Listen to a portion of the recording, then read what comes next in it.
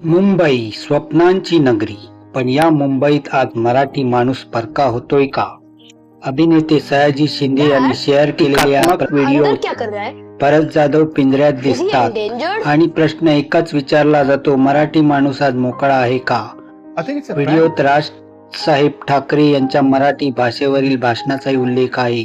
मुंबईत मराठी अस्मितेवर पुन्हा एकदा चर्चा पेटली आहे. तुमचं मत काय? मराठी माणसाचा आवाज ऐकला जातोय का? पर बन चुका हूं। क्या मतलब है आपका? ऐसा क्यों बोल रहे हो? कारण या जगात मी माझं अस्तित्वच गमावून बसलो। पर बॉम्बे तो आप ही का शहर था।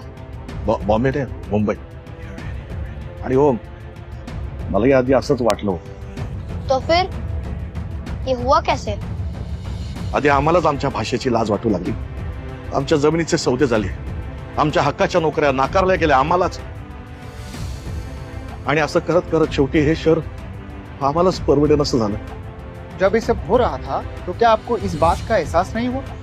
जाणवलं होतं ना, पण शेवटी मराठी माणसांनी एकमेकांचे पाय खेचण्यातच बघलं।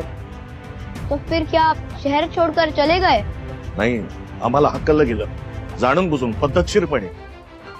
काही राज्यकर्ते आमच्या अस्तित्वाची दलाली करत होते आणि त्याला मी विकास समजून आम्ही थंड बसलो। पर किसी ने भी इस बात के खिलाफ आवाज क्यों नहीं उठाई? एक होता ना, तुमची बासमती आणि पुण्याखालची जमीन कोणी नसता जगामध्ये, तुम्हाला काही अर्थ नाही। आणि हे तुमचं अस्तित्व नष्ट करण्यासाठी म्हणून होतंय। राज ठाकरे जे बोलतोय तुम्हाला आज नाही कळणार, आज नाही पटणार लोकांना, कालांतराने कळेल। कळकळीने सांगत होता, चला त्यावेळेस त्याचा ऐकलं असतं ना तर आज ही परिस्थिती नसती।